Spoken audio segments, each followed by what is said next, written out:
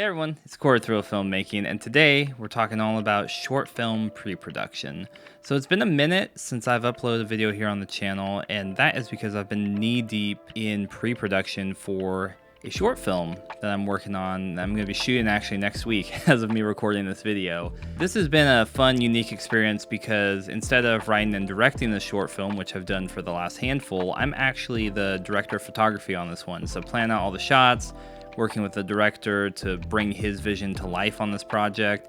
And it's been really cool because the whole concept and like the style of the short film is something very different than something that I would write.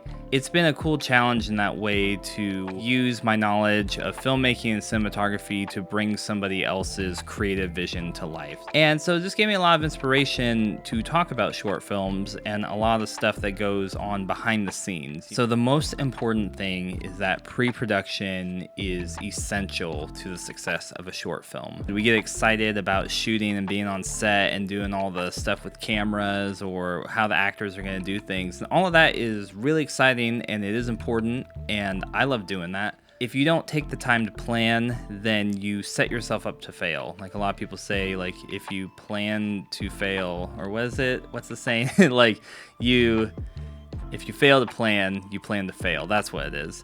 But that is so true. If you don't take time to plan, you are setting yourself up for failure. You're setting all the other people up on the team up for failure, and it's just not a good look. You're not going to get calls again to work on short films. When I've looked at short films in the past, like ones that I've worked on or I've directed or any capacity, the breakdown of kind of like the whole flow of a film kind of goes like 50-60% is pre-production. That's how much energy and time really should go into that.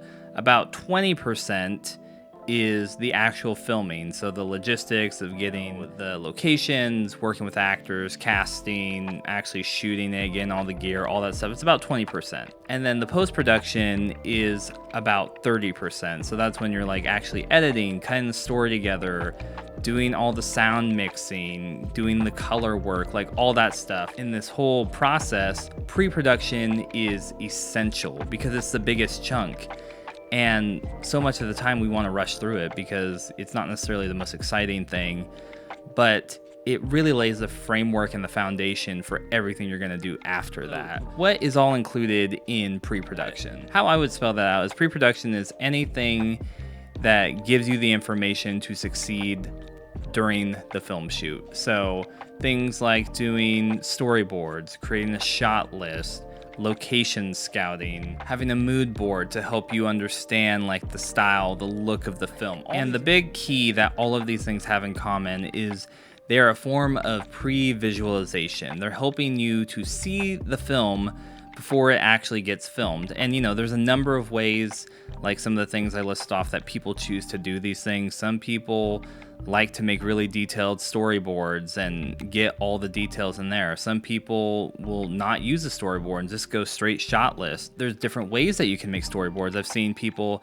go out and shoot parts of the short, have anyone stand in for actors and block it out to just see if that physically is going to work, like how's it going to play on the screen. There's lots of different ways that you can do these things, but all of it comes back to pre-visualizing what things are going to look like.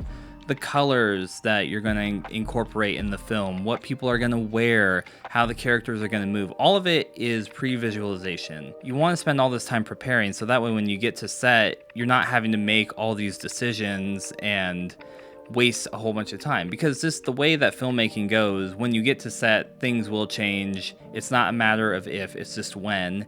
And so having a plan, even sometimes having a backup plan, is super helpful because then you can tweak that, you can make adjustments, and it's not like you're having to start from scratch. So as a director of photography on this short film, some of the things I've been doing that falls into that category are I've worked on mood boards, I've built a shot list, I've spent some time thinking through what's the best camera I'm going to shoot this with to achieve the vision of the director. As I've talked with him and he's like, oh, I want it to feel like this, I want it to look like this. You know, that's informed me of my camera choice, my lens choices.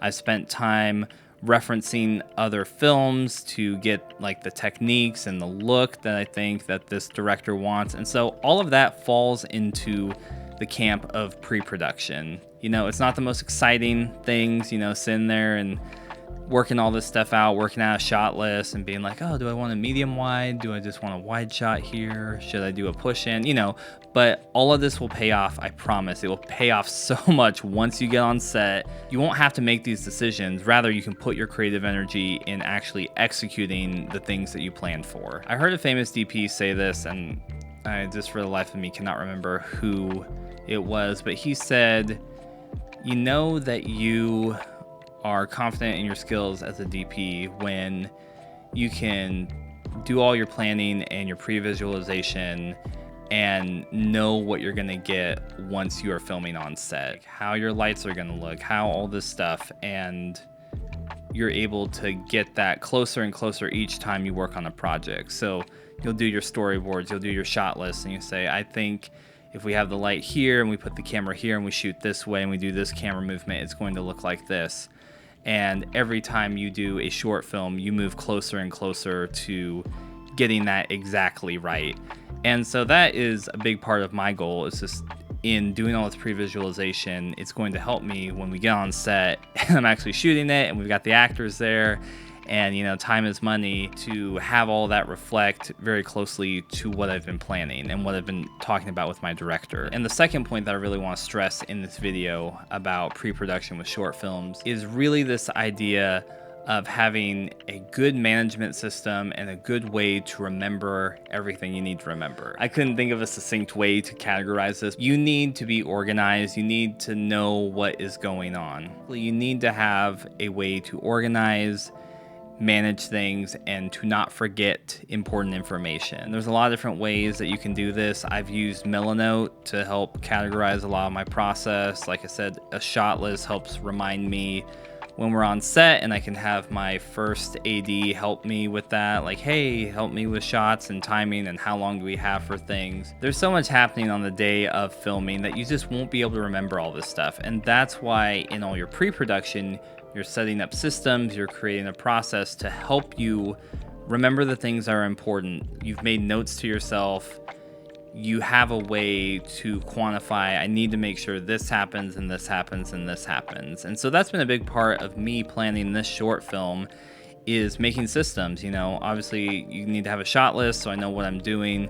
But I have other things like, oh, this is all the equipment I need for the cameras. These are the things I need to do. The best way that we're going to shoot this whole film. Like, you know, we'll do scene this one first, and then this scene, and this, and then we'll have a break, and then we'll go do this. You know, all of that's really important because, like I've said, while you're on set, just so much stuff is going through your mind that you don't have the time, you don't have the energy to be making those decisions. And if you are making those decisions, you're wasting a lot of other people's time, your actors, your other talent, your crew. It's going to hurt the overall outcome of the shoot itself. So yeah, a little bit of a shorter video today, but I think very important if you're looking into making short films. It's stuff that I've learned, and it has really helped me every time I've done a subsequent short film to streamline my process. And hopefully this will help you if you're working on short films or you're in the process of about to shoot one. So I hope you found this helpful. If it was, make sure to give it a thumbs up and subscribe to Reel Filmmaking for more stuff coming about filmmaking, my filmmaking journey, the Canon, the Awesome, Magic Lantern, all the goodness. And until next time, keep making movies and watching movies, and I'll see you on Reel Filmmaking. Coverage is basically covering yourself in the edit. So you want to make sure that you have like a master wide shot, so you have a wide shot that captures all the action. And then I'm filming some medium close-up shots, so that way if I want to punch in while I'm editing and catch more of someone's like facial reaction or what someone's saying, if it's like important, yeah, I have the option to cut in there. So essentially to save your butt. Exactly. Coverage. Thus, coverage.